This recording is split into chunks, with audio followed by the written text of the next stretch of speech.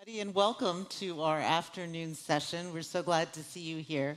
My name's Elizabeth Cohen, and I'm a medical journalist, and I have the distinct honor of hosting all of these wonderful actors and Dr. Emilio Amigo to talk about the show How to Dance in Ohio and to talk about neurodiversity. So for those of you who haven't seen the show, let me give you a little bit of a rundown of the history of how it came about. It all started with Emilio Amigo, all the way at the end there, a psychologist and his clients at his counseling center in Columbus, Ohio. Disappointed with the treatment given to autistic people that he saw during his training, Emilio and his clients really revolutionized into a different approach. He set up activities for autistic people, such as building a Lego set or trading Pokemon cards, so that they could learn social skills and interactions.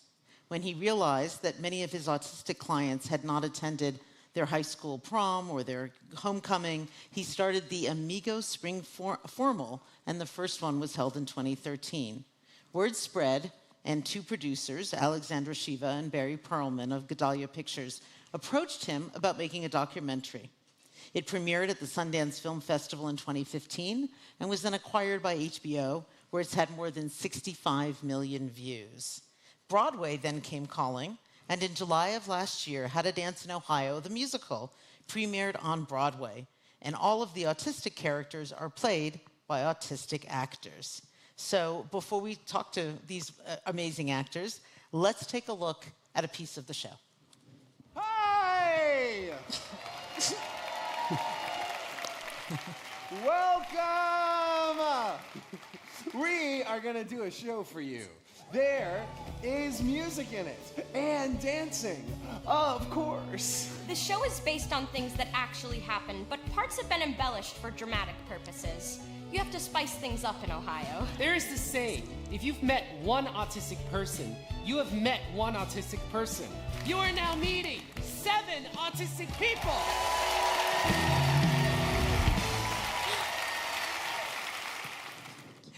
Well, I am so proud to be with some of these actors here right now. Sitting next to me is Des Edwards, who portrays Remy, and Conor Tague, there you go, who portrays Tommy, Madison Kopec, who portrays Meredith, and Marina Jansen and Ayanna Thomas and Collin Hancock were swings. And together, between them, they played about 10 different parts. So that's pretty amazing. And Dr. Amigo at the end there. And I want to start with something that Sammy Canold, who was the director of the show, said, told a journalist at CBS, she said, or at NPR, she said, or PBS, sorry, she said that a lot of people told her, you're not going to be able to cast this show. You're looking for actors who you want them to be autistic, but you want them to be able to sing, you want them to be able to dance, you want them to be able to act. You're not going to find what you're looking for. She said she then found enough wonderful actors that she could have casted several times over. So we have here the real creme de la creme, the winners, if you will. And I have a question, and just sort of, jump in and speak up. That kind of underestimation, like there's no way you could do this or whatever.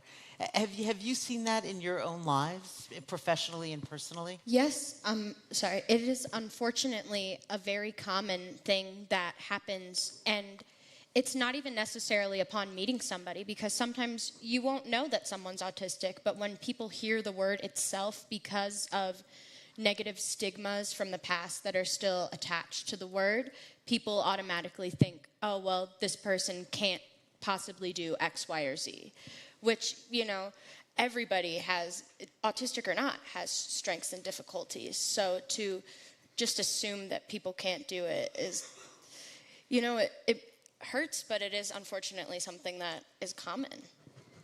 Anybody else want to talk about underestimations in your lives? My experience with that kind of came from myself, actually. I found that I was aware of my disability, and I didn't believe that I could act as well as I could. Pretty much just acting. Acting was really difficult for me.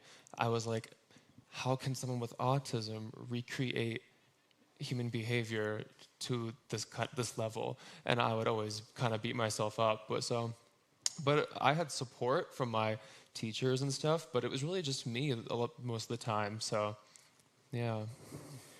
Yeah, I'd also like to follow up on that. I've always had a passion for the arts and all that. But growing up in elementary school and middle school, a lot of people were aware of who I was, and I was diagnosed at a very young age.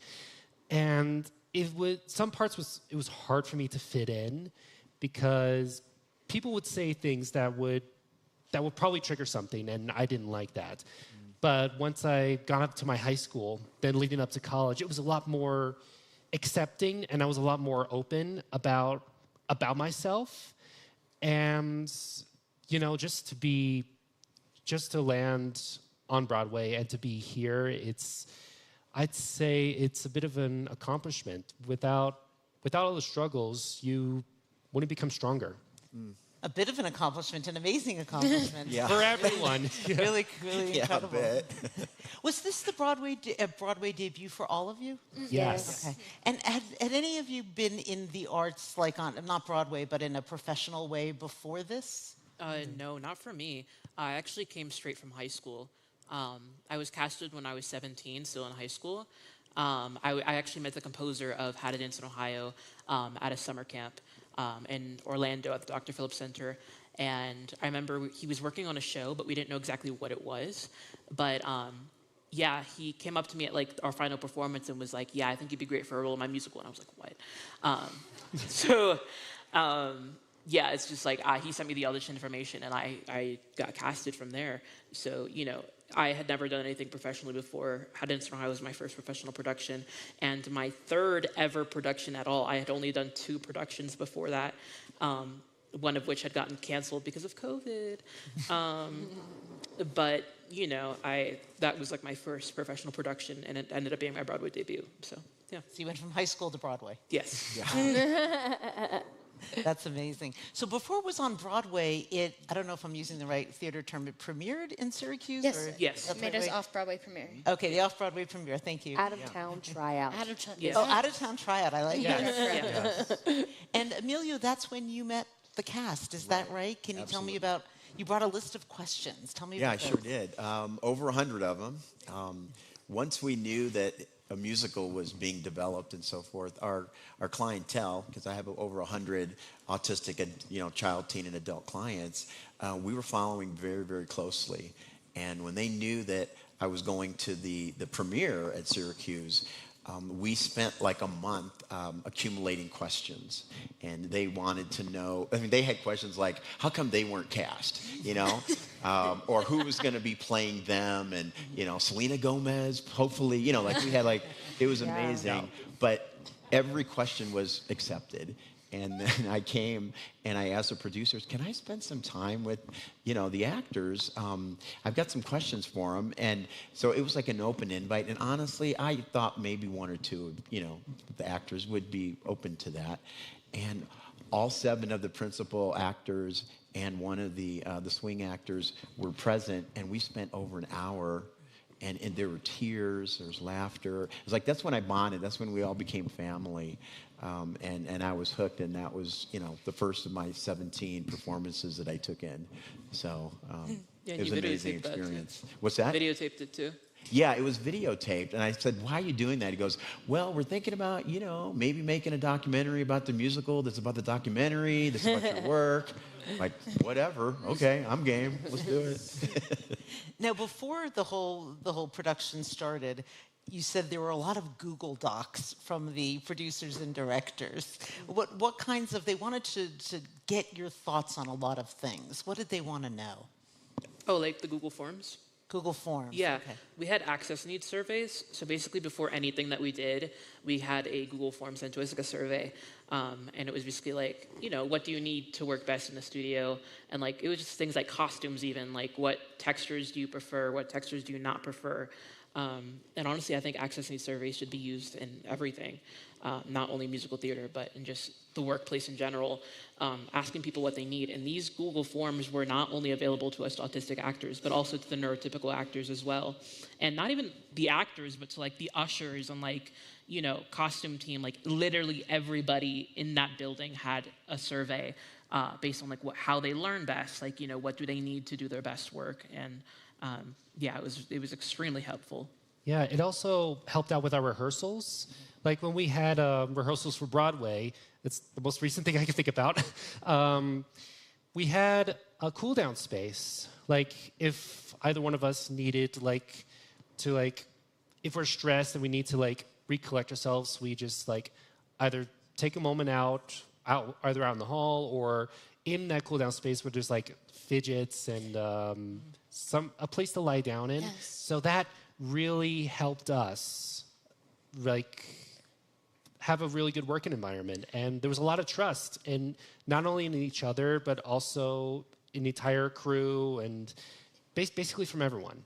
Yeah. So you took advantage of those. I was in Yes, school down most there. definitely. Yes. Absolutely. And also, Oh my God. yeah, and also I wanted to mention that sometimes there was conflicting access needs. So like, let's say like somebody else's access need was like, I need to whistle, like, you know, to feel like, you know, regulated, but I hate whistling. I have a really bad sound sensitivity to whistling, and so like, for example, like Liam, he whistles a lot, and I had to be like, hey Liam, I love you so much, but please do not whistle in my presence, because I just was so overstimulated and I absolutely hated it, and it was just like a really bad sound for me. But like let's say somebody like needs like bright lights to be able to see, but like somebody else like doesn't need bright lights because they prefer them to be dim. So like there's a lot of that going on, and Gabby, our associate choreographer can tell you a little bit more about that. But you know, it was trying to find a balance between everybody's access needs throughout the survey and trying to find a balance that works for everybody. I just wanted to like give a little shout out mention to a wonderful member of our access team and stage management team, Liz Weber, who is also autistic and was the one who made sure that we had these cool down spaces and we had these like resources to be able to talk to people and the fidget toys and just And like mood monitors. mood We had, yeah. like we down had to mood just like boards. so many Yeah. like they did so many things to help us. So I felt like if as long as we're talking about access, it would be a disservice not to mention them. Yeah. That's Yeah, wonderful. and because of that, they won a Drama Desk Award. They did. Yeah, Just our recently. access team, Yeah. won a Drama Disc Award. What's a mood board? Oh, like outside of our dressing room, we had like these little like faces, and it Dry was like erase a happy face or like a okay. like a mid face and like a sad face, and basically that meant like do not come in. Like, you know, Yeah. like we also had like do not disturb signs that we would put on outside of our dressing room. Yeah, like, and they were different colors. Like the smiling one was green. yeah, The one in the middle was like yellow. And well, you can already guess the frowning one. It's red. red, yeah.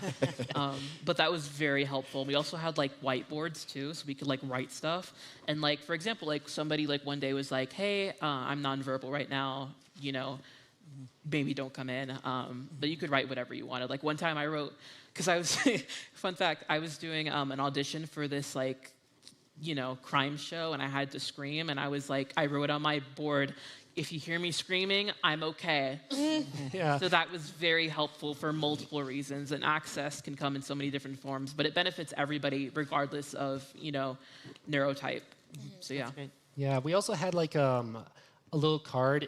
If someone's taking a nap, it's basically a picture of a dragon sleeping. Yes. There's a lot of dragon references in our show. Yes. Yes. But yeah, so if someone is like resting or something, we also put that up. Say like, we're basically sleeping dragons. Yeah. We'll wake up when we wake up. Yeah. And one of the Google Forms asked about language. Oh yeah. And there was a consensus about language. Can you guys talk about that, about sort of different terms and how they should be used? Yes. So there is two main different types of referring to autistic people, and one of the ways is the way I just used, which is a disability first language, which is saying an autistic person, autistic people, they are autistic, versus person first language, which is person with autism, they have autism, things like that. And for the majority and for us, our consensus was we prefer disability first language, because for a lot of us it's not as visible, but it is within the community a very even split among, people who prefer also using person first language, because sometimes their disability people see that only and they're like, but I'm a person too. Yeah. So again, it's all personal preference. Yeah, like for me, like the preference comes from like I prefer autistic person because like I am a black person. I would not call myself a person with blackness. You know, yeah, like like I just call myself an autistic person. But like I can understand other people wanting to use person with autism because they don't let because they see it as like I don't want let my autism define me. Ayanna, you were nodding your head. Oh, I was saying I'm a person with blackness. Yep. I think it varies. Oh my gosh, I think it varies within the community. I usually just say like I'm on the spectrum, but like lots of people have different opinions. I really don't prefer one over the other. It's just it's a really personal thing. But I think like Madison said, for the most part, we prefer disability first, like autistic person. Yeah. But yeah, it's very individualized. I also say I'm on the spectrum because my initial diagnosis was Asperger's, and that's like a no-no Like not now, a I thing guess. anymore. Yeah. Right? It's all autism spectrum Yes, disorder. so I kind of prefer to say spectrum, and I honestly don't really care what to say, but the switch from Asperger's to autism is very recent, and it's still kind of coming into my brain, the mesh of the two. Right. Yeah, on the spectrum. I mean, I also use, that's my That preferred. is a very common one. That's my preferred way, but it's also commonly offensive to many. Yes. Yeah. So Autism. always depends on personal preference. Yeah. Also, the autism levels. Not a lot of people use that. Yeah. Well, and they're also relatively new here. Yeah. But that's a whole Like other there's can like of level worms. 1, level 2, level 3 autism. Not everybody uses that. Well, not every country, not every Yeah. diagnostic criteria has them. We also like to use like people with higher support needs or more access needs. Oh yeah, not high functioning or low functioning. Yeah, high functioning and low functioning. Although there's I even personally don't like that. Yeah. I think Yeah. a lot of us agree. That's never weird. been right. Tell me why you don't like that. Why is high functioning and The low word functioning? function, I think, and when you put high and low next to it, it gives it a negative connotation of saying one person can't do something because of this. Anyone with autism, Yeah. Right. Yeah. And I think it Yeah. makes you think it's linear. Like Yeah. it's a little bit, some. Like Yeah. people used to think, oh, I got a tinge of it, or I got this and that. it doesn't And it's affect like, you, or it's debilitating. multidimensional. Yeah. In fact, I think in the past when we would think of people as high functioning, we did a disservice to them because that meant, oh, it's not as hard for you, and you got it easier. And I work with those that would in the past be considered high functioning, and I know the pain, I know the heartache, I know the struggles. So it's more about this multidimensional 20, 30 different things you need to consider, and we're high in this, we're low in that, and it's all about a unique person. And that's what you need to work on, understanding the linear thinking, less than, more so, was, I think, painfully incorrect. Yeah, I also like to touch on that a little bit more when it comes to like autism being like a spectrum. I like to think of it as like a soundboard where like each like level represents like a different, like each slider represents like a different like aspect of autism or like a symptom of autism. Like some people might struggle with social skills, but like some people might not. Some people might have, more sensory issues, but some people might not. Like I struggle a lot with sensory issues, but I don't struggle that much socially. But it just depends on the person, like each symptom, like, each, person is different. And that's why we say in our show, if you've met one person with autism, or if you met one autistic person, you've met one autistic person, because we are truly so different. Right. What has the response from audiences been? Oh my God. awesome. Overwhelming. Everyone in who a saw good it loved it. Yeah. Yeah. I would often stand in the back of the theater of the house because for the shows that I was not on, and it was really cool, and I was very fortunate to be able to see like firsthand a lot of the audience reactions in real time.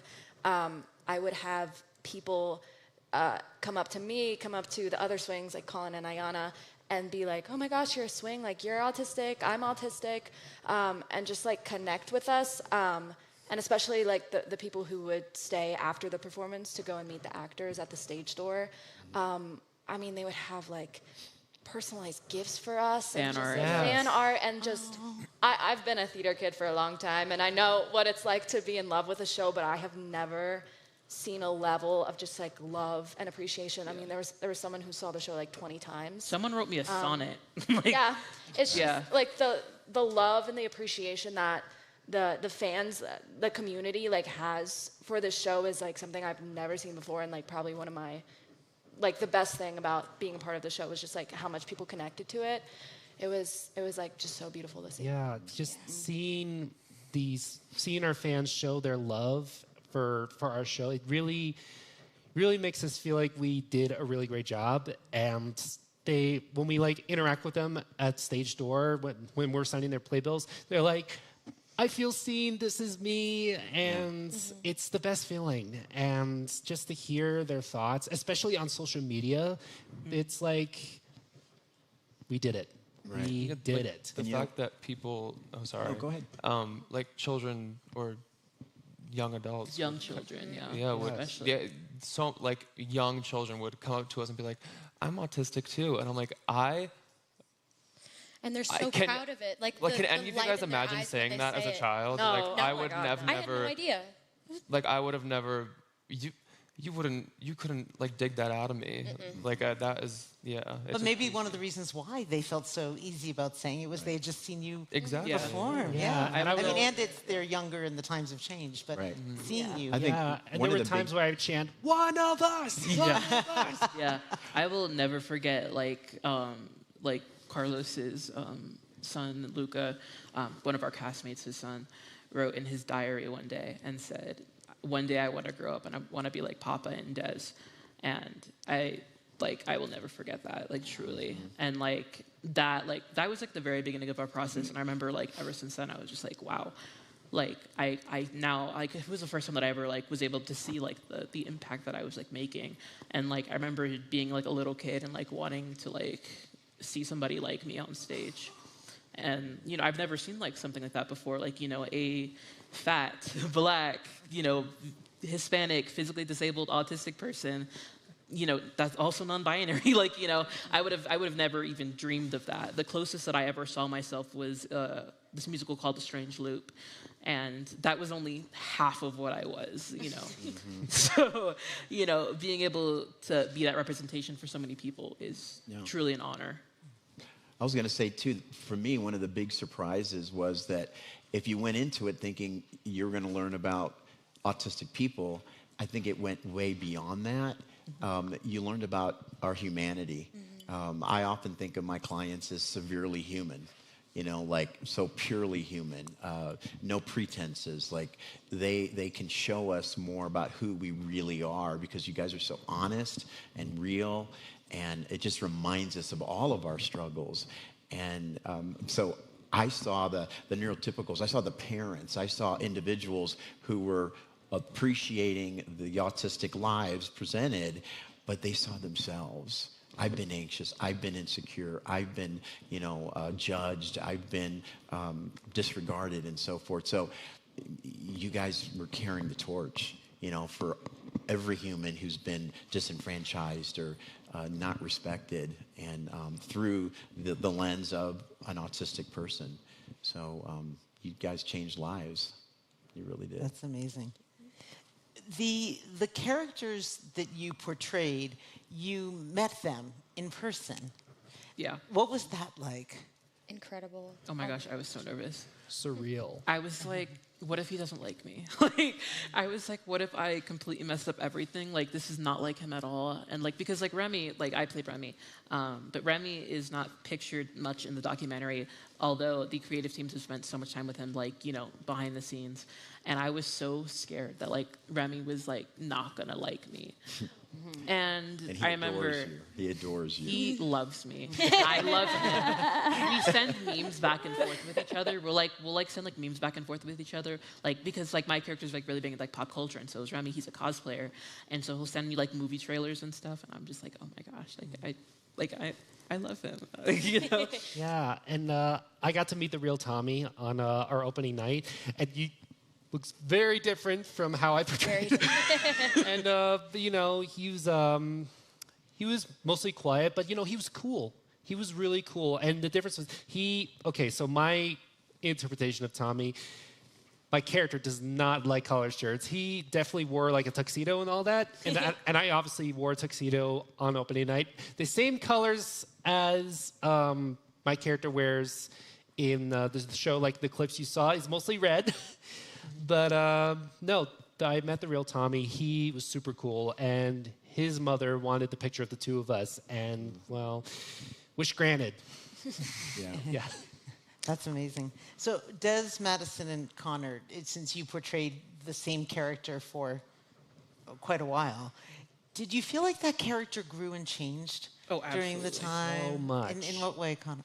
In what way that I made the character funny? Because when we did the show in the very first industry reading, a year before Syracuse, my character was a little bit bland as far as personality, so I kind of changed things up a little bit. Like in my solo, Chevy Silverado, there is a section where I don't know if this counts as spoilers, but I'm just. I mean, the show ended in We're February. closed. The show ended. So the whole plot of my character storyline is he wants to get a driver's license and he wants to use his brother Scott's truck, but Scott doesn't want him to because he'll wreck it, which of course he does. So I did something very funny that got the entire room laughing, and Rebecca Greer-Milosic, our book writer and lyricist, thought, okay, maybe I can spice things up a little bit with the comedy. And when we got to Syracuse, there was more lines, more connections with... So basically, most of our characters were like different versions of ourselves with similar personalities. Like the similarity that me and my character shares, that we're both Marvel fans. Like he wears a Captain America t-shirt, and we're both funny. We're both funny as well. In fact, there was a line that I improv'd that was stuck in the script called "In Your Face, Scott." You can hear it in the Chevy Silverado track on our album. And Shameless plug. yeah, so there's that. But there's one difference. There's one difference. Tommy wants to be a licensed driver, but I don't want to do that.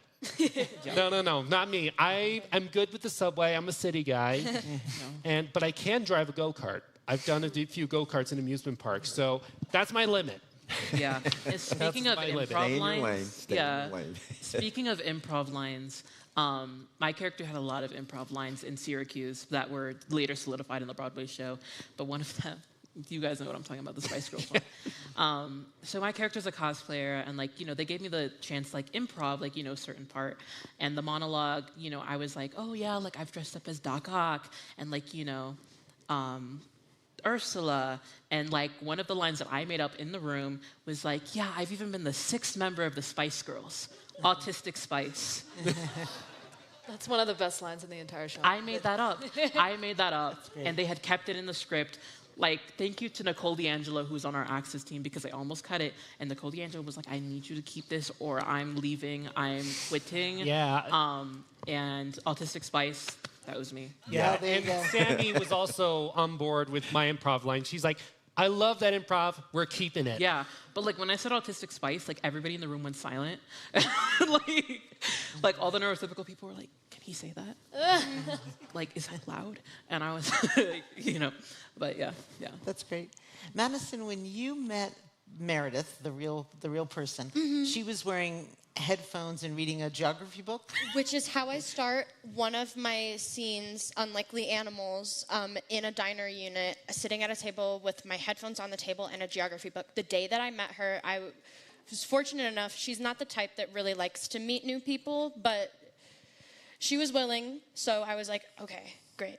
I walk in, she's sitting there, headphones and geography book right on the table, and looks at me, and her first question was, how old are you? And I was like, 21, and she says, oh. And that's how our conversation started. But she and I have developed this kind of a friendship that is more than words, I think, at points.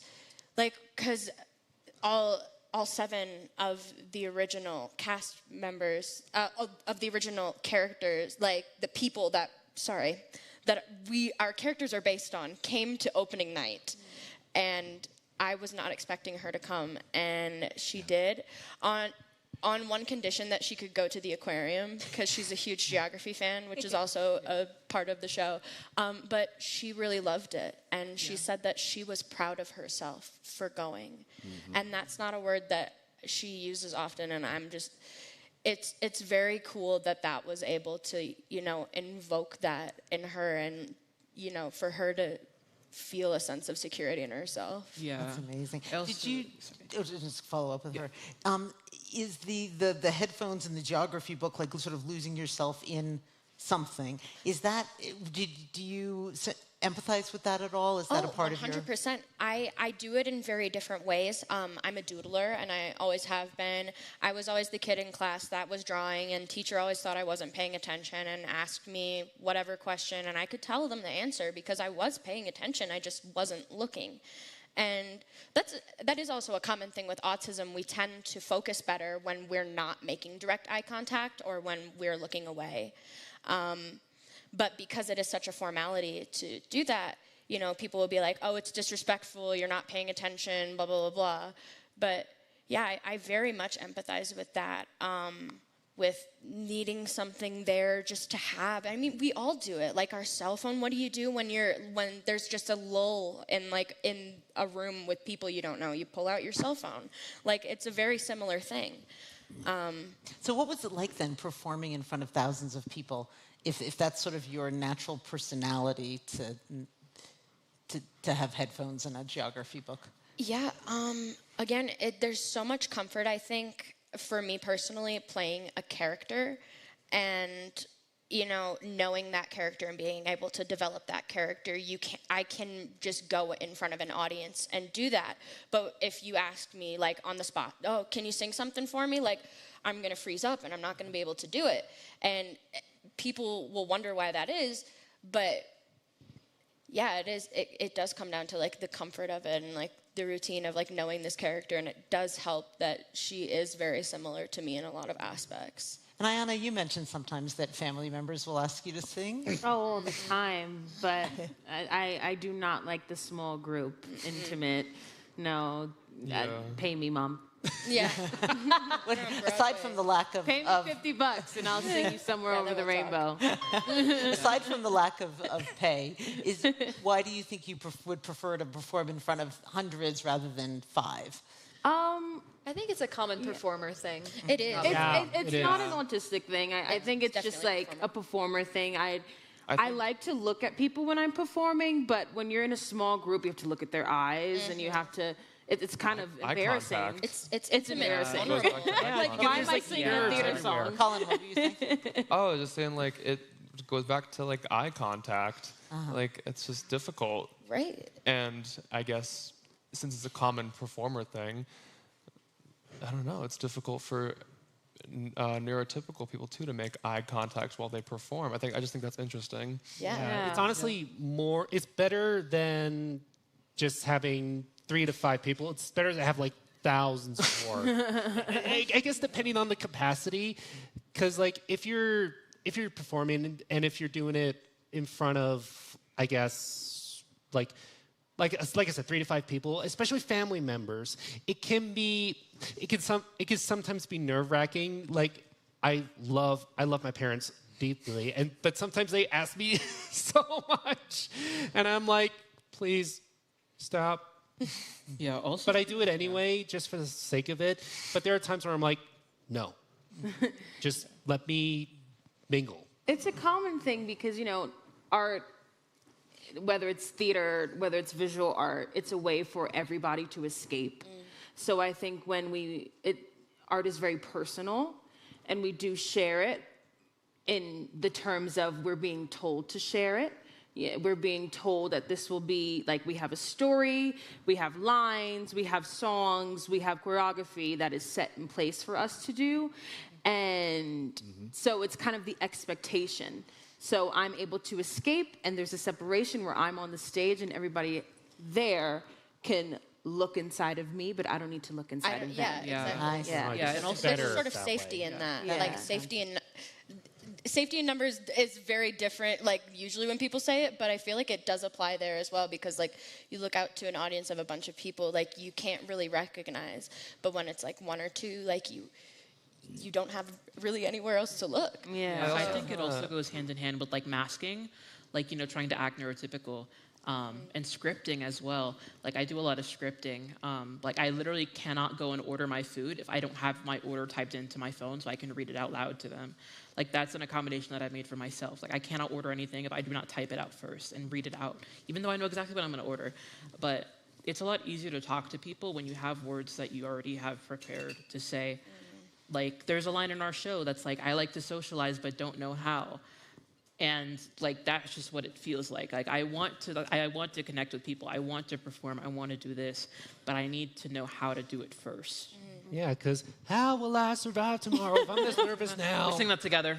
Yes, that's our line. Yeah. Before we take questions from the audience, let's talk a little bit about intersectionality. Oh my gosh. Because this was not just, Remy, you go ahead. I got a lot. I did not ask for any of this, honey. Like people are like, oh, like, don't you love collecting identities? I'm like, no, I didn't ask for any of this. Like, I'm Black, I'm Hispanic, I am a plus size person, I am intersex, I am trans, I'm autistic, I'm physically disabled. If I had a choice, I would not be any of it. Like, you know, but at the same time, I'm like, I live with it. But, you know, it's also really hard, like, you know, being an autistic person in the Black community and being a Black person in the autistic community, because not everybody's going to understand those experiences. And being at the intersection of so many identities, it does not add together, it multiplies, you know? And at the end of the day, like, you know, a lot of people think that I use these labels because I want other people to be comfortable. But at the end of the day, I do not use labels because I want other people to be comfortable. I want it to use them for my convenience. You know, labels are for my convenience, not for others' comfort. That's an excellent point. To add to that real yes, quick, if I could. I have a niece who has higher support needs than I do. She was diagnosed with autism. She's nonverbal. And she's from the Bronx, just like I am, but she lives in the Bronx. And the crossover with, she's Dominican and Black, the crossover with, you know, disability and mental illness and all of that, and especially a community like the Bronx, you know, Bronx, New York, it's just not common to accommodate it. There's actually a lot of mental illnesses and a lot of disabilities in neighborhoods, in cities like that. But things like this is not exposed to my family at all. And wording and labels, that's just not a thing in the Bronx. Coming to this show, I learned so much about myself. You know, I'm not very much a label person. I don't know all the words that everybody uses, or the, you know, the Gen Z things. I'm just not keen to it because, you know, I grew up in a place where it's just like, okay, you got it. Figure out how to live with it. And so it's cool to come into this space and to be educated on myself, and then to bring it into my community that I grew up in with my family. And because, you know, they live a completely different life than I live now. And I love to share the words and just the resources that I've learned, because, you know, she doesn't get to know all those resources. When, especially in a city like New York City, the things that they give for autistic children is a social worker. And that's really it. And, you know, a once a month checkup to see if, you know, they're organizing their Legos properly. It's not no resources, maybe therapy, but there's no resource to, you know, put the kid in arts maybe, because it's proven that people with autism, you know, strive in art. But you have to have a community and a village and a family to put you in those things. But when you come from underprivileged communities, that's not seen. So I hope with this show, I don't know if it did, but I hope with this show that, you know, got into those communities, even with me talking to my friends and family that live in the Bronx and those type of neighborhoods. That's amazing. Yeah. Thank you so much for that. Let's see, we're going to take some questions. Here, the gentleman in the front row. A microphone is coming your way. Oh. Thank you so much. Thanks for doing this, guys. So I'm an actor myself, and so I'm thinking about the community of other actors. And as you go from having just hit the long ball in terms of the highest level of accomplishment, starring on Broadway, I mean, who doesn't want to do that, right? And fan out into the broader community of actors, what's the gift that you will bring those communities? I am currently in college, and I took a leave from college to go and do this show, and I love talking about the show with my other friends at college, especially like the theater majors, because this show is kind of one of the first of its kind on Broadway. You know, we study theater in school, we do theater, we know everything about theater, but it was really cool, especially when my friends from the theater community at my college would see the show and be like, I've never seen anything like this. And, you know, hopefully we're going to incorporate some of the ideas from the show into our, like, further into our future curriculum.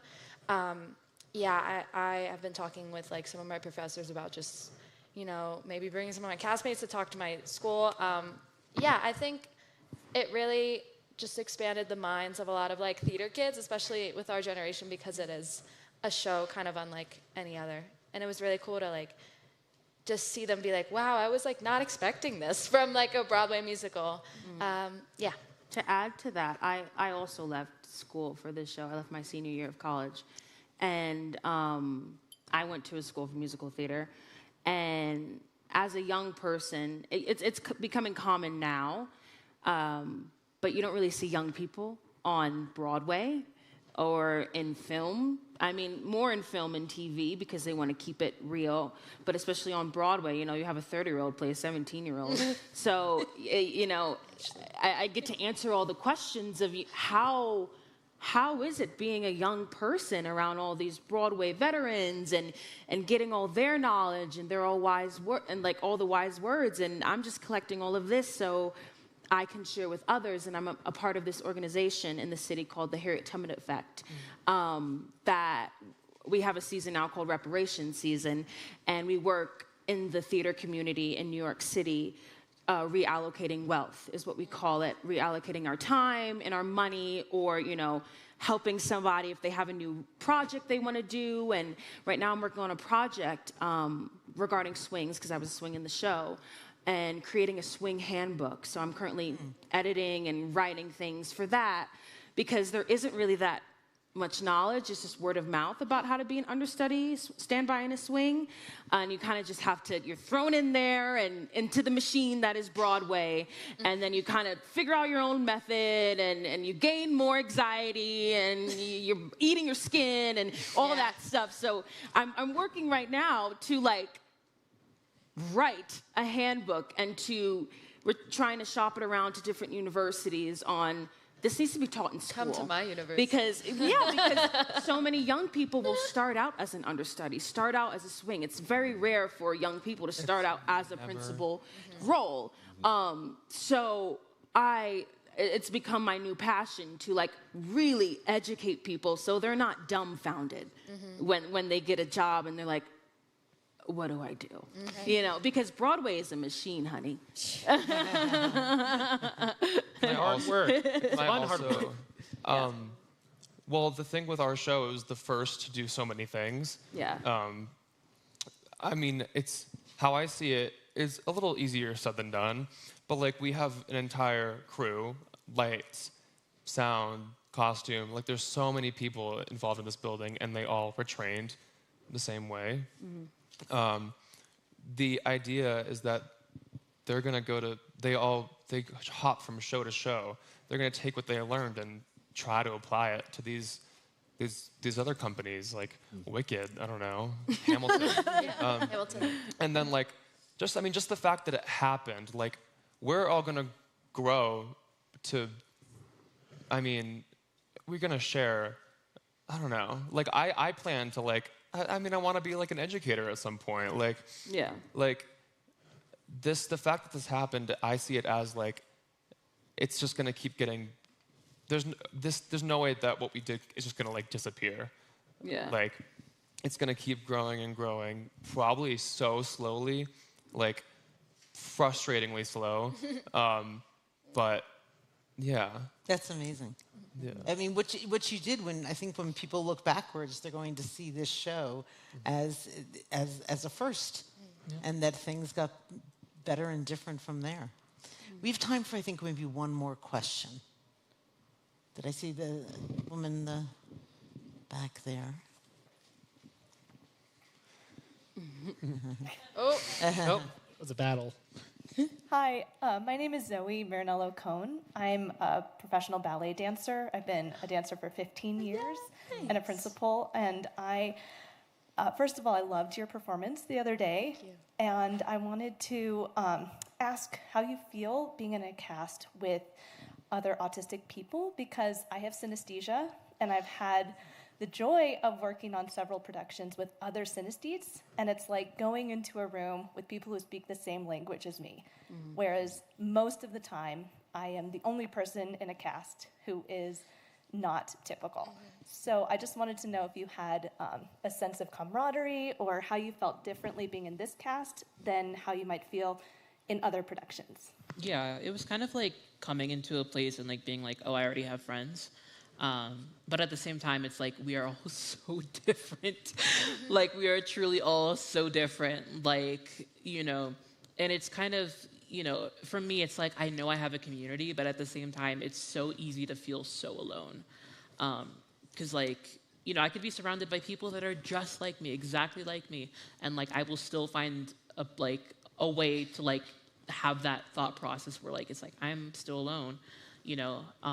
Because even though you have people that have similar experiences, you always find a way. Like it's just such like a toxic like thought process, but you always find a way to find something that's so different, you know. But at the same time, it's like, you know, I came into this place and like I remember, oh my gosh, that session with Maite. You remember that? Oh, when I had a meltdown. Or is that a different one? No, the different one. And I know you're a ballet dancer, but we had a session with our choreographer, Maite, Natalia, and it was like the first time that the seven of us, like 7 principal actors, were able to like meet each other for the first time. We didn't really know each other, but I remember it was gesture training because there's a lot of gesturing on our show. It's like, hello, how are you? Or like, you know, I'm feeling like, you know, sad or whatever. And I remember we had 3 gestures. It was a hello, how are you? Thanks, I'm fine, and like a nervous, like feeling gesture. And I remember we just walked around in a circle, like to music, and we would just do the gestures at each other. And I don't know what it was, but like the non-speaking, like we couldn't speak, there was no speaking. And I remember just having that and like doing gestures at each other. And it was like when somebody was like doing like an anxious feeling, we go up and say hello, or like, you know, when somebody was feeling anxious, we'd just be like, you know, like it's gonna be okay. And I remember it was just like a completely nonverbal like aspect. And I feel like us being autistic like really solidified that for us, and it was incredible. Yeah, and you know, starting from the Syracuse run, all of us really got to bond. The roommates. Yeah, and you know, we've had a few hangouts and chatted and checked in with one another to see if we're all right and all that. But, you know, we obviously made each other safe, and that really expanded once Broadway happened. And over time, we basically became the family that we are right now. Mm-hmm. That's amazing. Well, I would like to applaud the family that you are right now. What an amazing show and what an amazing difference you've made. So artistically, for people who are not neurotypical. So thank you so much. Thank you. Thank you for having us. Thank you for having us.